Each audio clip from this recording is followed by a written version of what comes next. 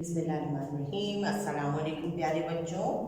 आज हम आपको उर्दू मज़मून की जगह जो पढ़ाने जा रहे हैं वो है इस्लामियात। जी, आज से हम इस्लामियात के तदरीसी सबक के खाके पेश करेंगे। तो आज जो अब अपनी किताब इस्लामियात की किताब का आप सबक पढ़ने जा रहे हैं उसका नाम है इताअत रसूल सल्लल्लाहु अलैहि वसल्लम और उसकी अहमियत। जी, क्या है नाम? इताअत रसूल सल्लल्लाहु अलैहि वसल्लम।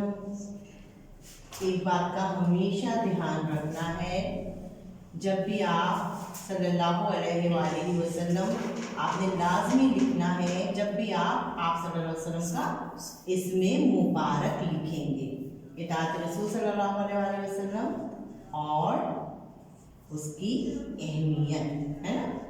ये आपके सफ़ा नंबर 11 में मौजूद है। आपके बाबे 2 का ये सबक है बेटा, ईमानियात और इबादत से मुताल्लिक है। और जब भी आप सल्लल्लाहु अलैहि वसल्लम का नाम आता है तो हमें दुरूद पाक पढ़ लेना चाहिए। और सबसे छोटा दुरूद यही है, सल्लल्लाहु अलैहि वसल्लम।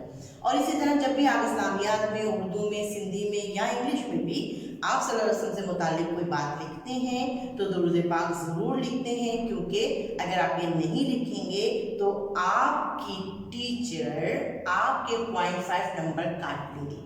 जी, लिहाजा आपको ख़ास ध्यान रखना है, जब आप क्लास वर्क में और जब घर में बैठ के आप काम करते हैं, होमवर्क आदत बना लेंगे आप सल्लल्लाहु अलैहि वसल्लम पर दुरूद भेजने की और लिखने की, तो आप इतने आदी हो जाएंगे कि आपको कभी भी 0.5 का नुकसान नहीं उठाना पड़ेगा। तो हम क्या पढ़ने जा रहे हैं? इताअत रसूल सल्लल्लाहु अलैहि वसल्लम और उसकी अहमियत। तो आइए चलते हैं, देखते हैं हमसे सबक में क्या कहा जा रहा है।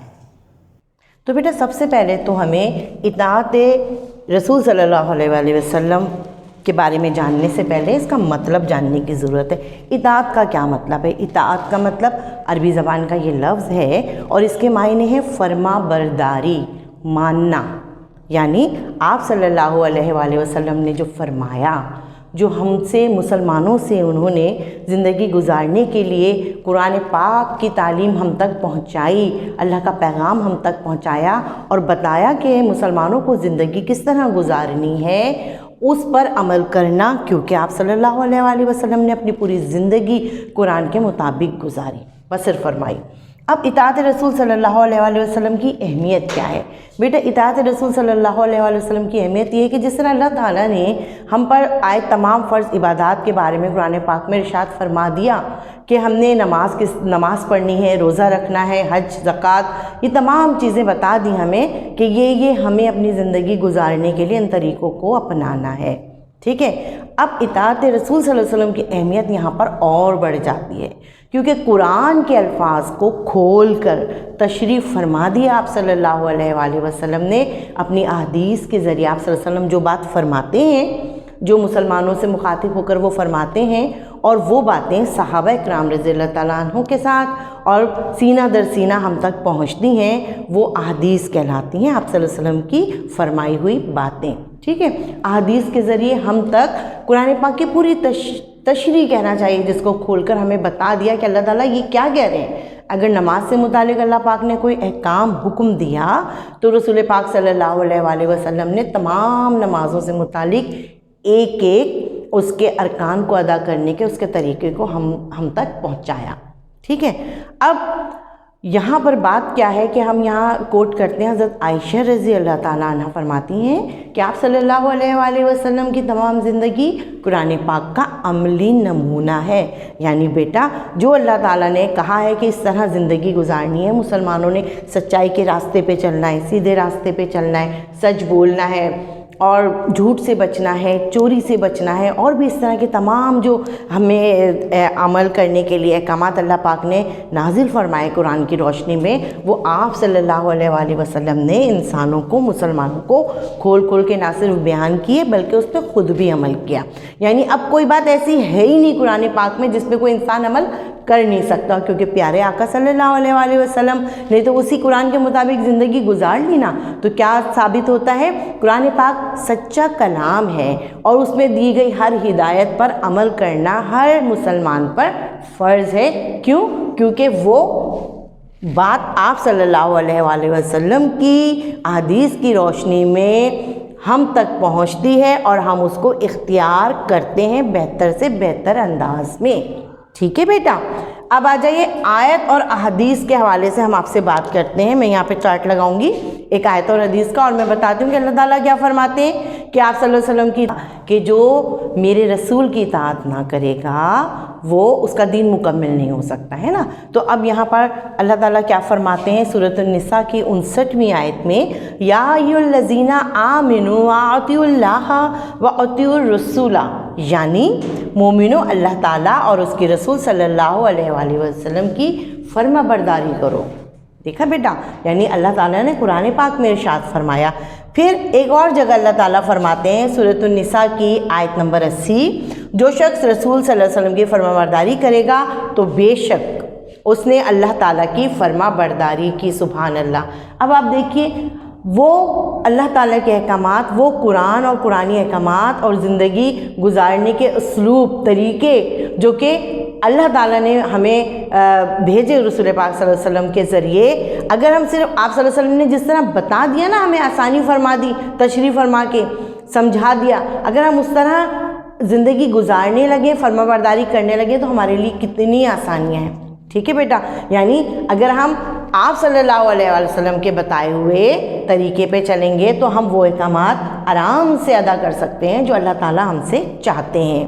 پھر ایک اور جگہ ہے لَقَدْ كَانَ لَكُمْ فِي رَسُولِ اللَّهِ أُسْوَةٌ حَسَنَةٌ، سورۃ الاحزاب کی یہ آیت نمبر 21 ہے، تم کو اللہ کے پیغمبر کی پیروی کرنا بہتر ہے۔ یعنی متعدد بار کئی جگہ پہ بار بار اللہ تعالیٰ کیا فرما رہا ہے کہ اپنے محبوب خدا احمد مجتبیٰ محمد مصطفیٰ صلی اللہ علیہ وآلہ وسلم کی اطاعت کرو، پیروی کرو۔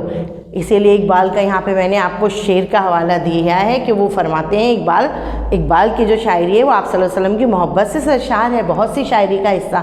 کہتے ہیں کہ محمد سے وفا تو نے تو ہم تیرے ہیں، کہ محمد سے وفا تو نے تو ہم تیرے ہیں، یہ جہاں چیز ہے کیا لوح و قلم تیرے ہیں۔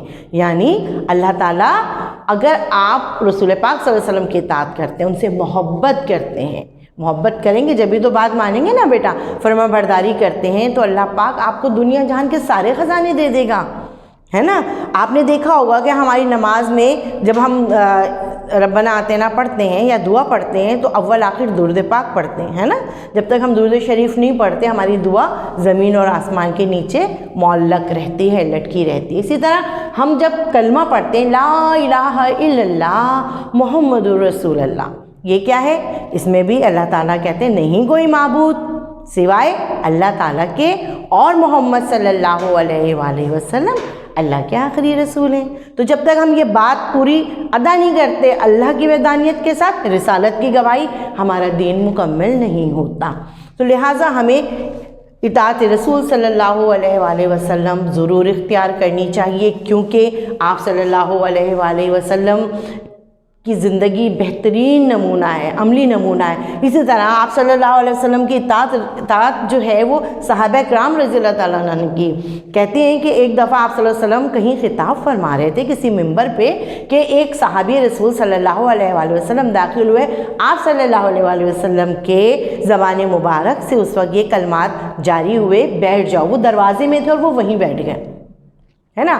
یعنی حکم فوراً بجا لانا، اطاعت کر لینا کہ آپ صلی اللہ علیہ وسلم جو بات کہہ رہے ہیں وہ کسی معنی سے خالی نہیں ہے، کسی مطلب سے خالی نہیں ہے۔ یعنی جو صحابہ کرام رضی اللہ تعالیٰ عنہ تھے ان کی زندگی بھی ہمارے سامنے موجود ہے، انہوں نے کتنی کامیابیاں حاصل کی، وہ آپ صلی اللہ علیہ وآلہ وسلم کے ساتھ جنت میں ان کے ساتھ ہوں گے، ہے نا۔ تو اللہ تعالیٰ ہمیں بھی ایسی محبت عطا فرمائے، اطاعت عطا فرمائے، فرما برداری عطا فرمائے، کیونکہ آپ صلی اللہ علیہ وآلہ وسلم نے بھی ایک جگہ ارشاد فرمایا صحابہ کی محفل میں، کہنے لگے کہ میری امت کے تمام لوگ جنت میں جائیں گے ماں سوائے ان کے جنہوں نے انکار کیا۔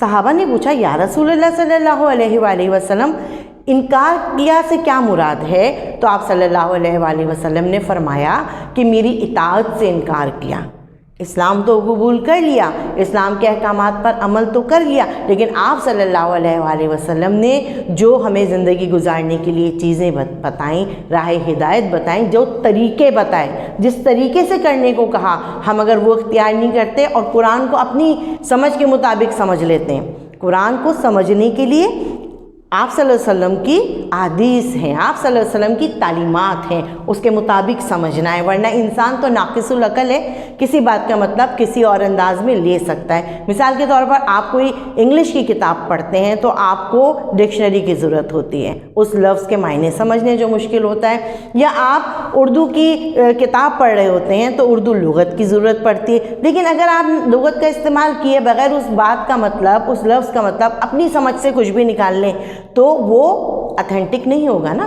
वो ज़रूरी नहीं है कि जो आप समझ रहे हैं वही हो सकता है, उसका मतलब कुछ और हो, तो आपको मायने दुरुस्त पता होने चाहिए। बिल्कुल इसी तरह बेटा कुरान पाक को अल्लाह ताला ने अपने अल्फाज में हम पर नाजिल फरमाया और आप सल्लल्लाहु अलैहि वसल्लम ने कहना चाहिए कि वो थ्योरी दी और आप सल्लल्लाहु अलैहि वसल्लम ने प्रैक्टिकल करके दिखाया।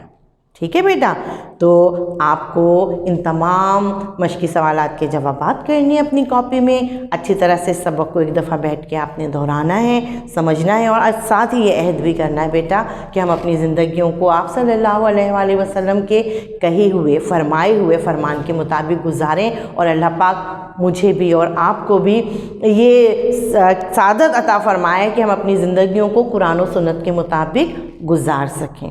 ठीक है बेटा, अल्लाह ताला आपका हामी और नासिर। अपना बहुत ज़्यादा ख्याल रखिएगा। अगली सबके खाके के साथ बहुत जल्द मुलाकात होती है। अल्लाह हाफ़िज़।